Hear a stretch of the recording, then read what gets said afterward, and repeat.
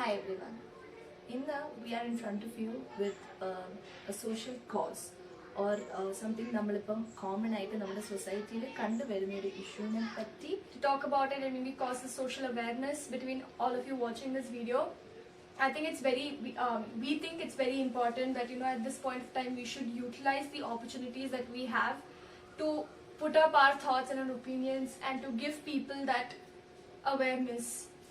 ഭയങ്കര what do you say, it's a very very bad situation or to see such things happening around us. ഇങ്ങനെ ഒരു 21st സെഞ്ച്വറിയിലും ഇങ്ങനെ ഒരു സിനാരിയോയിലും ഇങ്ങനത്തെ കുറെ കാര്യങ്ങൾ നമ്മുടെ ചുറ്റും കണ്ടുവരുന്നതും അതിനെപ്പറ്റി ന്യൂസ് കാണുന്ന നമ്മളെ ഓരോരുത്തരെയും എനിക്ക് തോന്നുന്നു ഇൻഡിവിജ്വലി എഫക്ട് ചെയ്തിട്ടുള്ള ഒരു സിനാരിയോ ആണിത്. So we decided to come up with not a video, it's a series kind of thing. So we are talking, or you can call it interviewing people whom we know very close. They are coming from different levels. They are all different in different ways. So we are talking to them about this issue. Now you'd be wondering, even the issue, what is this issue? Yes, we are talking about how the dowry system in India or the dowry practice is taking place and how it is leading to a lot of other abuses and lot of other wrong practices based on dowry. So this is totally a wrong thing and something that should not be happening already. I think it's each one of our responsibility to stand up against it or talk against it. So we are using this platform of ours and taking this opportunity to get to know what people think about this and what people think can be a way to get rid of this. This is episode 1 for you guys. And on episode 1, we have parents of 2 kids, where a daughter and a son. Yeah. So they are sharing their views or their ideas or what they think about this system or this practice and idine ini endu cheyanam ennallu. We are asking a few very relevant questions and they are giving opinions about it. So let's have a look at that.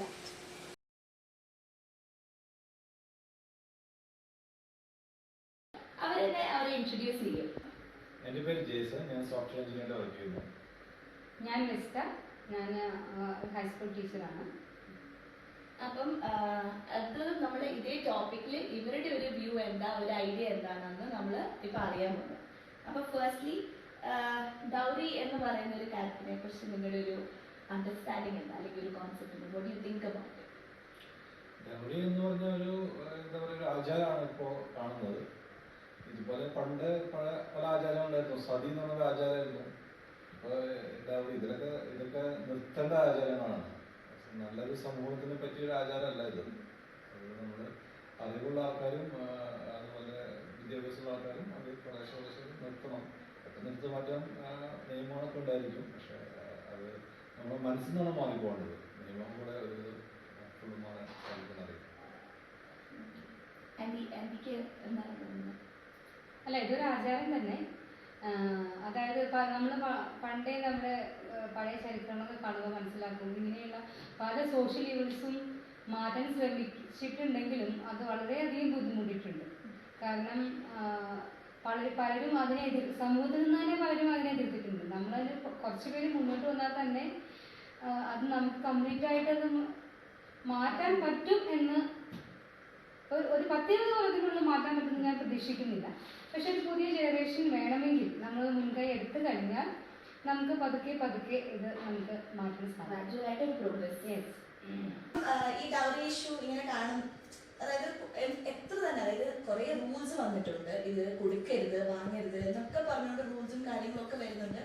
Enforce ചെയ്യാൻ ഒരു limit വരെ അവർ നോക്കുന്നുണ്ട്. എന്നിട്ടും ഈ dowry കൊടുക്കാൻ ready ആവുന്നത് എന്തുകൊണ്ടാണ്?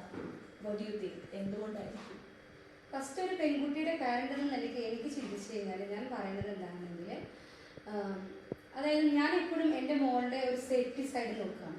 അതായത് അവൾക്ക് ഇത്രയും കൊടുത്തു കഴിഞ്ഞാൽ അവൾ ആകുന്നുള്ള എൻ്റെ ഒരു അബദ്ധധാരണ. രണ്ടാമതായിട്ട് പറഞ്ഞാൽ എനിക്ക് പറയാനുള്ളത്, എനിക്ക് സമൂഹത്തിൻ്റെ മുന്നിൽ തല ഉയർത്തി നിൽക്കണം. എൻ്റെ മോളെ ഞാൻ ഇത്ര പവൻ കൊടുത്തു, അതല്ലെങ്കിൽ പറയാം ഇത്ര സ്ഥലം കൊടുത്തു, ഇത്ര കാറ് കൊടുത്തു, BMW കൊടുത്തു എന്നൊക്കെ അതൊരു പ്രസ്റ്റീജാണ് എന്നെ സംബന്ധിച്ച് സമൂഹത്തിൽ. അതൊരു അഹങ്കാരം. എനിക്ക് തലയെടുത്ത് നടക്കണം മറ്റുള്ളവരുടെ മുന്നിൽ. എൻ്റെ മോളെ ഇതൊക്കെ കൊടുത്ത് ആണ് ഞാൻ പറഞ്ഞയച്ചത്. അതുകൊണ്ട് അവൾ സുരക്ഷിതയാണ് എന്നുള്ള ആ ഒരു ധാരണയും കൂടി ഉണ്ട് രക്ഷിതാക്കളുടെ മനസ്സിൽ. കാരണം അതല്ലെങ്കിൽ ഒന്നും ഇടാണ്ട് അല്ലെങ്കിൽ ഒന്നും കൊടുക്കാതെ കൊടുത്തു വിട്ട് കഴിഞ്ഞാൽ അത് സമൂഹത്തിൽ ഒരു വില കാണില്ല എന്നുള്ളൊരു അബദ്ധധാരണ പൊതുവെ സമൂഹത്തിൽ ഉണ്ട്. അത് വളരെ ആൾക്കാർ ഉറക്കെ പറഞ്ഞില്ലെങ്കിലും അത് സൈലന്റ് ആയിട്ടുള്ള ഒരു ഇതാണ്. അപ്പൊ അതുകൊണ്ട് തന്നെ അതൊരു പ്രസ്റ്റീജ് ഇഷ്യൂ എന്ന നിലയ്ക്കും അത് ഞാൻ കൊടുക്കും. അതുകൊണ്ട് അത് നമ്മൾ ഫോഴ്സ്ഫുള്ളി കൊടുക്കുന്നതാണ്. നമ്മൾ ഈ റൂൾസിനും റെഗുലേഷനും ഉണ്ടെന്ന് അറിഞ്ഞിട്ട് കൂടി നമുക്ക് സമൂഹത്തിൽ ഒരു നിലനിൽപ്പിന് വേണ്ടി മറ്റു സമൂഹത്തിൽ അല്ലെങ്കിൽ എന്താ പറയാ ഒരു പ്രത്യേക ഒരു നിലവാരം കാത്തു സൂക്ഷിക്കുന്നതിന് വേണ്ടി നമ്മളത് കൊടുത്തു പോകുന്നു. അങ്ങനെ ഒരു റോങ് തിങ്കിങ്ങിന്റെ ബേസിൽ പിന്നെ ഈ വിവാഹ ചന്തയായിട്ട് കാണുകയാണെങ്കിൽ ഒരു മാർക്കറ്റായിട്ട് കാണുകയാണെങ്കിൽ അതിന്റെ ഗവൺമെന്റ് ജോലിയുള്ള ആൾക്കാർക്ക് വില കൂടുന്ന ഒരു അവസ്ഥ കൂടി കാണുന്നുണ്ട്. അപ്പോൾ ഈ അവസ്ഥ എങ്ങനെ വന്നതെന്ന് വെച്ചാൽ ഗവൺമെന്റ് ജോലി എന്ന് പറഞ്ഞു കഴിഞ്ഞാൽ ഒരിക്കലും തെറിക്കാത്ത, എന്ത് ചെയ്താലും ആരും ചോദ്യം ചെയ്യപ്പെടാത്ത സംഘടനകളുള്ള ഒരു വ്യവസ്ഥയാണ്. അത് കാരണം നിങ്ങൾ എത്ര മോശപ്പെട്ടായാലും ഗവൺമെന്റ് ജോലി കിട്ടി കഴിഞ്ഞാൽ വളരെ സുരക്ഷിതമായിരിക്കും, ലൈഫ് ലോങ് സുരക്ഷിതമായിരിക്കും എന്നുള്ള ഒരു ധാരണയും കൂടി നമ്മുടെ നാട്ടിലുണ്ട്. അത് കാരണം ഇതൊരു മാർക്കറ്റാണ്, വിവാഹം ഒരു മാർക്കറ്റാണെങ്കിൽ ഇതിൽ മാർക്കറ്റിലെ പല പല ആൾക്കാർക്കും പല പല വിലകൾ ഇടുന്നത് നമുക്ക് കാണാം. അത് അറിഞ്ഞോ അറിയാതെയോ വില ഇടുന്നുണ്ട്. അപ്പോൾ വെറും ഒരു മീനോ മത്സ്യമോ അതുപോലെയുള്ള ഒരു മനുഷ്യരൊരു മാംസമായിട്ട് മാറുന്ന ഒരവസ്ഥയും കൂടി മാർക്കറ്റിലുണ്ടെന്ന് എനിക്ക് തോന്നുന്നു. ആ ഒരു സൊസൈറ്റിയുടെ തിങ്കിങ് അല്ലേ, അതായത് ഇപ്പൊ എന്താ പറയാ ഇന്നയാൾ ഇത്ര കൊടുത്തു അപ്പൊ ഞാൻ ഇത്ര കൊടുത്തില്ലെങ്കിൽ മോശമാണ്, അല്ലെങ്കിൽ ഇനി ഒരാൾക്ക് ഇത്ര കൊടുക്കണം എന്നുള്ളൊരു തോട്ട്. താരതമ്യമില്ല, അതായത് കമ്പയർ ചെയ്യുക, അതായത് അടുത്തുള്ള ആൾക്കാരുടെ വെറുതെ കമ്പയർ ചെയ്തുകൊണ്ടിരിക്കുക. വെറുതെ അപ്പൊ നമ്മൾ വേറെ ആൾക്കാരെ കമ്പയർ ചെയ്യുന്ന സമയത്ത് നമ്മൾ ചിലപ്പോൾ താഴ്ന്ന ഉയർന്നൊക്കെ ഒരു ഇതിലേക്ക് വരുന്നു. നമ്മൾ കമ്പയർ ചെയ്യുന്നത് എന്താണ്, ഈ പൈസ നോക്കിയിട്ട് കമ്പയർ ചെയ്യുന്നത്, കാശ് കമ്പയർ കയ്യിൽ ചെയ്യുന്ന കാശ് കമ്പയർ. അതല്ലാതെ അവർക്കുള്ള കമ്പാരിസൺ തന്നെ ഒന്ന് റോങ് ആണ്. എല്ലാവരും ഇൻഡിവിജ്വലാണ്, കമ്പയർ ചെയ്യാൻ പാടില്ല. അവർക്കുള്ള നോളേജോ അതുപോലെ എന്തെങ്കിലും വേറെ എന്തെങ്കിലും രീതിയിലുള്ള ഒരു കമ്പാരിസൺ ആണ് ഹെൽത്തി കമ്പാരിസൺ നല്ലതാണ്. ഇത് കമ്പയർ ചെയ്യുന്നത് അനാവശ്യമായിട്ടുള്ള ദുരഭിമാനത്തിന്റെ പേരിലുള്ള കമ്പാരിസൺ. സത്യം, ഒരു ദുരഭിമാനത്തിന്റെ പേരിലാണ് കുറെ പേര് ശരിക്കും ലോൺ എടുത്തും കടം വാങ്ങിച്ചും വരെ ഡൗറി കൊടുക്കുക എന്നുള്ളൊരു സിറ്റുവേഷനിൽ വരെ എത്തുന്നത്. അതൊരു ഉത്തരവാദിത്തം, അതൊരു റെസ്പോൺസിബിലിറ്റി പോലെ തോന്നുന്നത്. സമൂഹത്തിലെ നിലനിൽപ്പിന്റെ ഒരു ഭാഗമായി ഇങ്ങനെ പറയാം.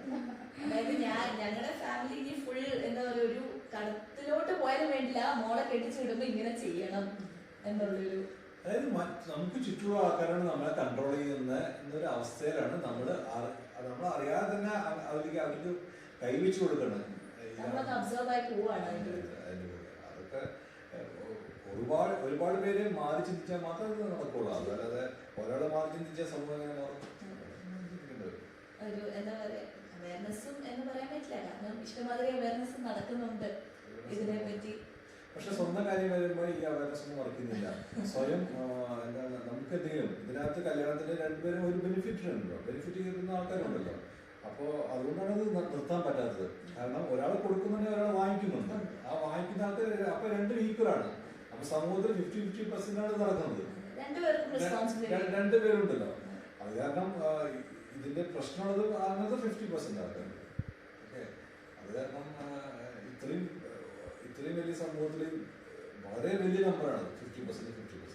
അത് കാരണം അത് വളരെ വലിയ നമ്പറാണ് മാറ്റാനും. എന്നാലും കുറെ ശേഷം മാറ്റി നിൽക്കാം.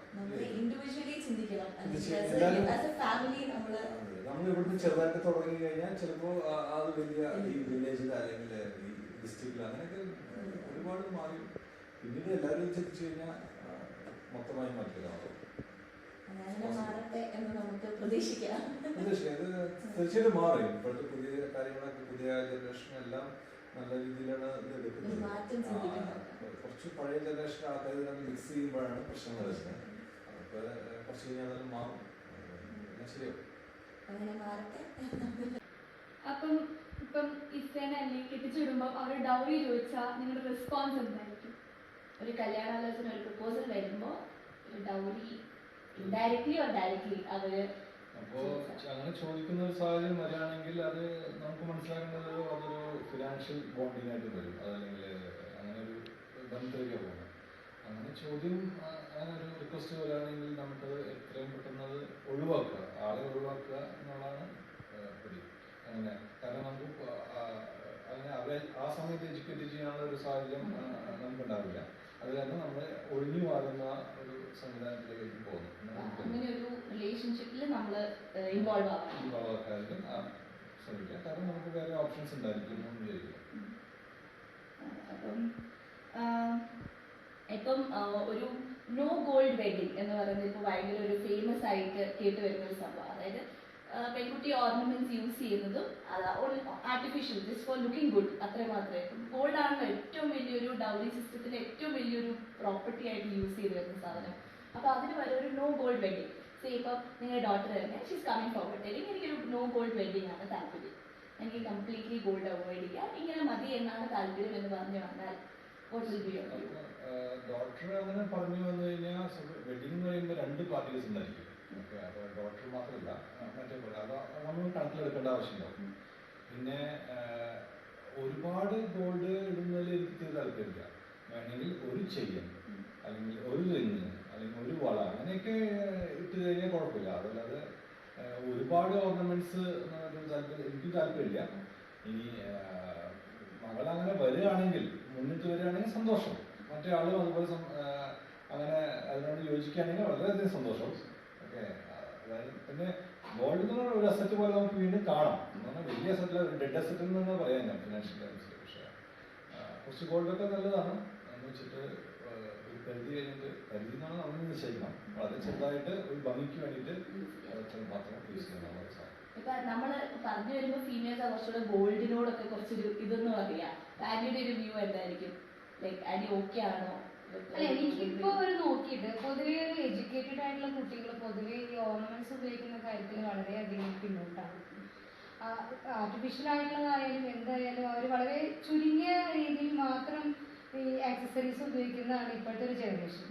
പിന്നെ കല്യാണം എന്നുള്ളൊരു ആഡംബരത്തിന് വേണ്ടി, കാരണം അത് ലൈഫിൽ ഒരു തവണയിലേ ഉള്ളൂ എന്ന് കരുതി കുറേ അന്നത്തെ ദിവസം കുറേ മേത്ത് കെട്ടിടുന്ന കുറേ ആൾക്കാരുണ്ട്. അതൊക്കെ ഇതിനോട് കൂടി തന്നെ നമുക്ക് മാറ്റങ്ങൾ വരുത്താൻ സാധിക്കും.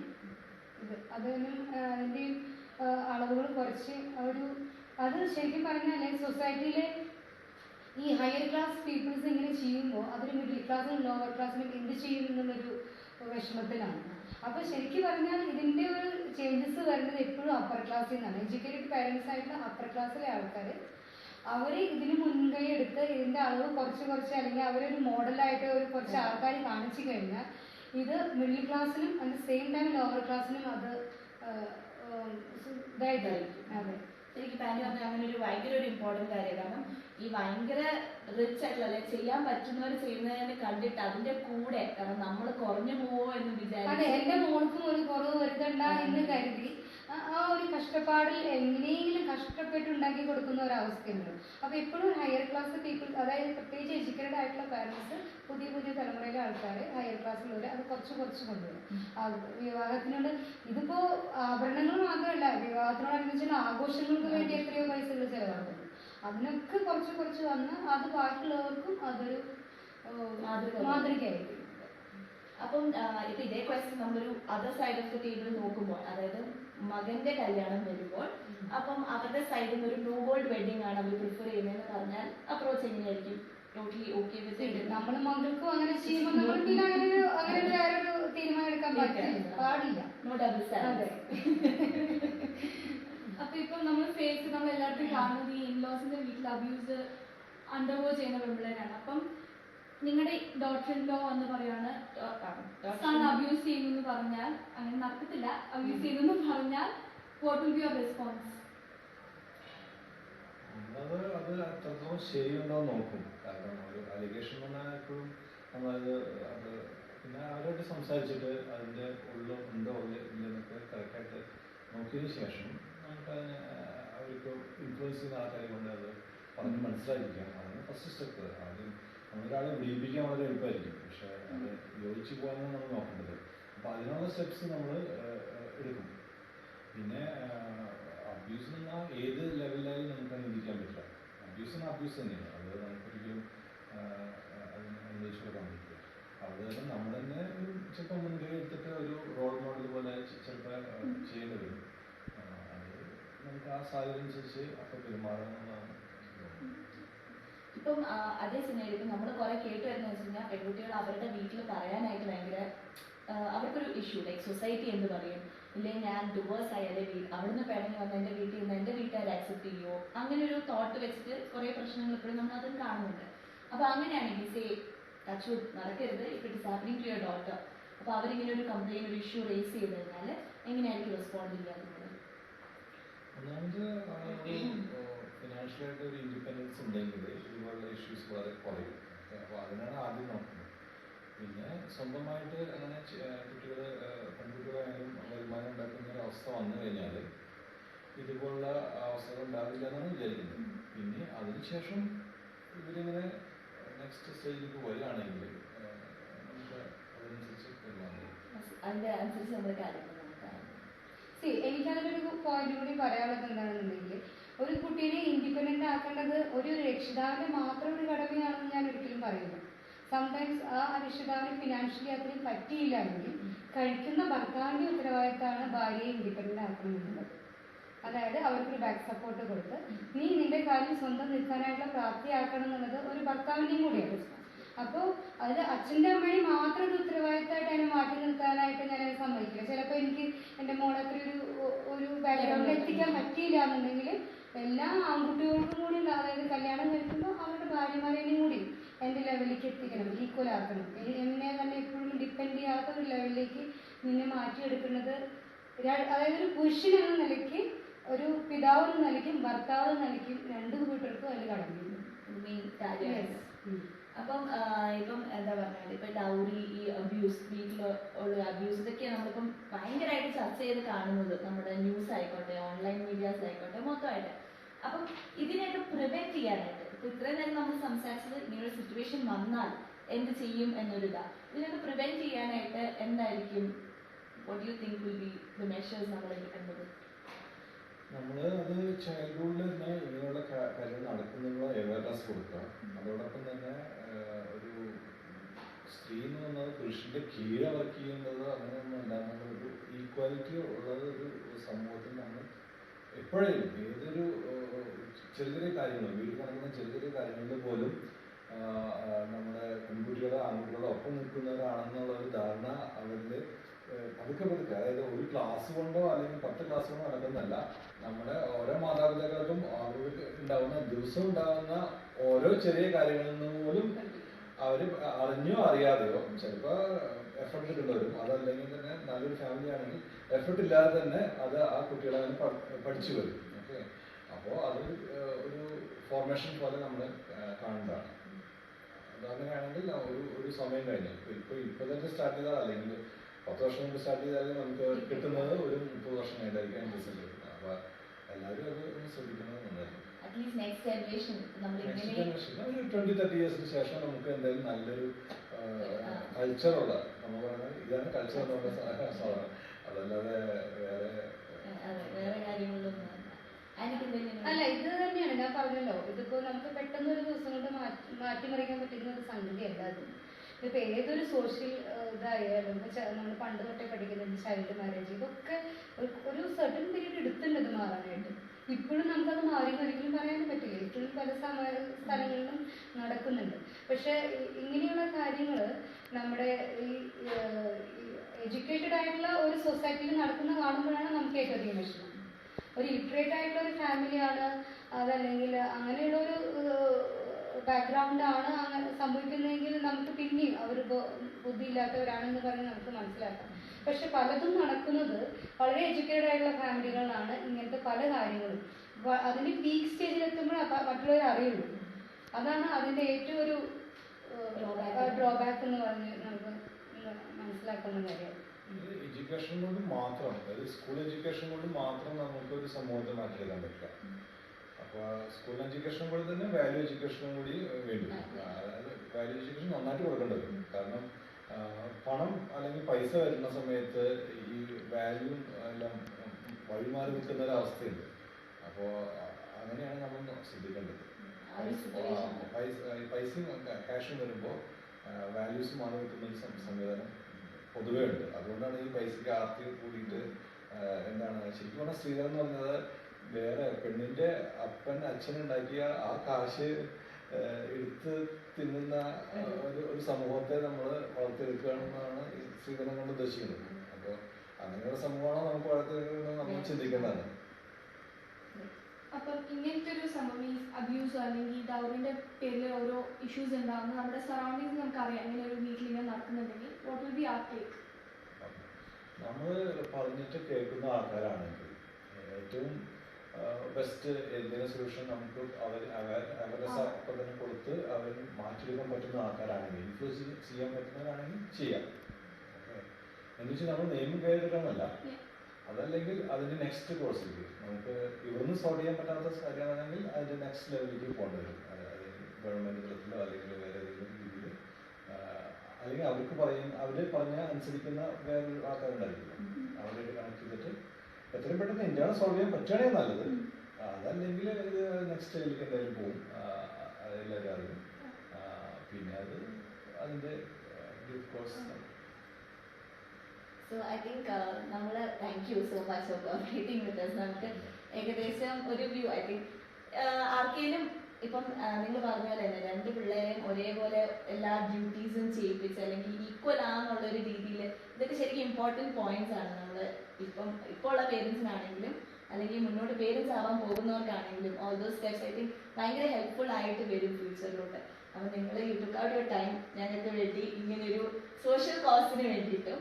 So thank you so much. And thank you also. ഇങ്ങനൊരു ഓപ്പർച്യൂണിറ്റി തന്നതിലും